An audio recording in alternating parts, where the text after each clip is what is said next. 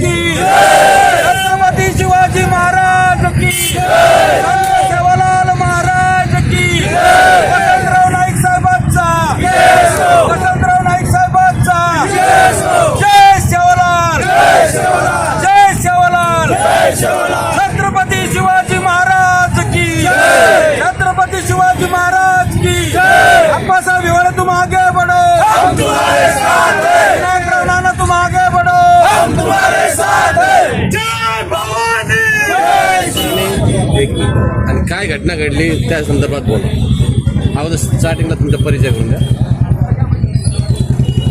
आपलं नाव आणि परिचय. मी आप्पासाहेब विनायकराव हिवाळे पाटील, नगरसेवक प्रभाग क्रमांक 26.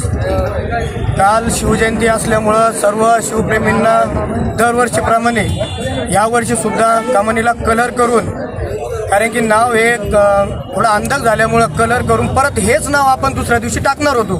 परंतु काही बाहेरचे लोक येऊन इथं वातावरण खराब करण्याचा त्यांनी प्रयत्न केला आणि ह्या कमानीचंच नाव चेंज करणार असं त्यांनी प्रसारमाध्यमादेखत सांगितलं आणि एक व्हिडिओ रील्स त्यांनी व्हायरल केली.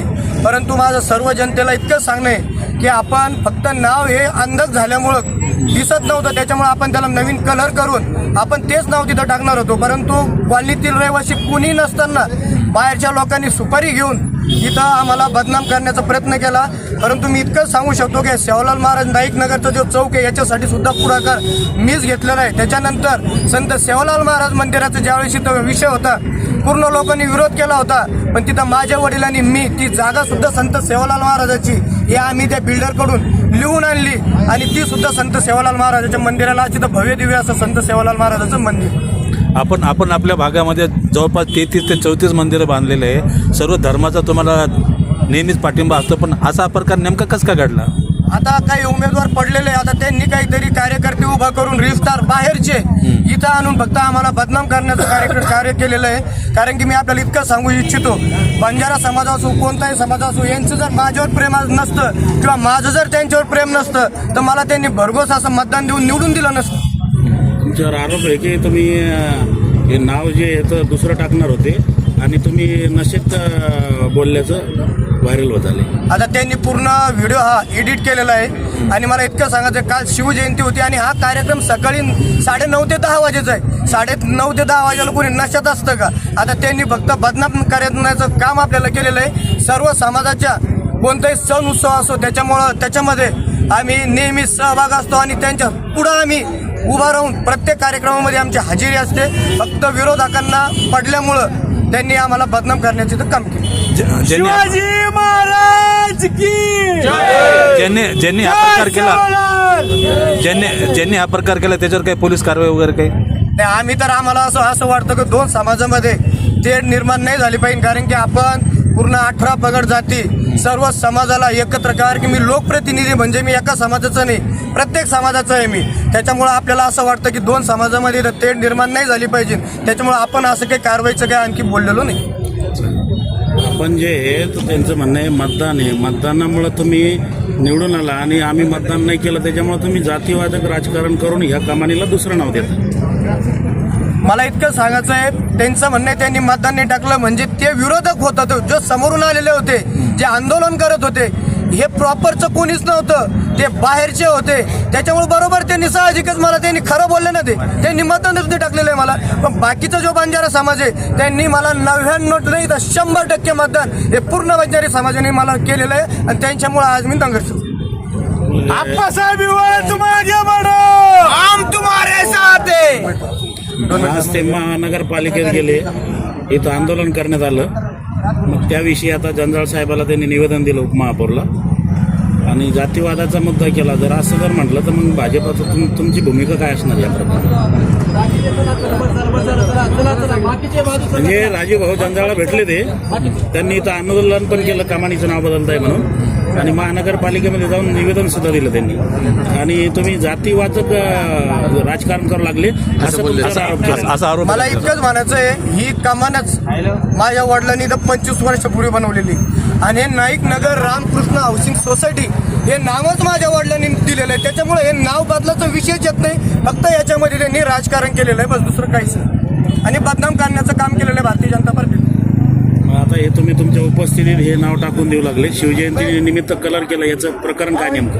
काही नाही, दरवर्षी आपण काय करतो, शिवजयंती असली किंवा काही असलं स्मारकाचा इथं मोठं छत्रपती शिवाजी महाराजाचं स्मारक आहे, आपण काय करतो त्याला कलर करतो आणि दरवर्षी आपण तिथं परत हेच नाव तिथं टाकत असतो.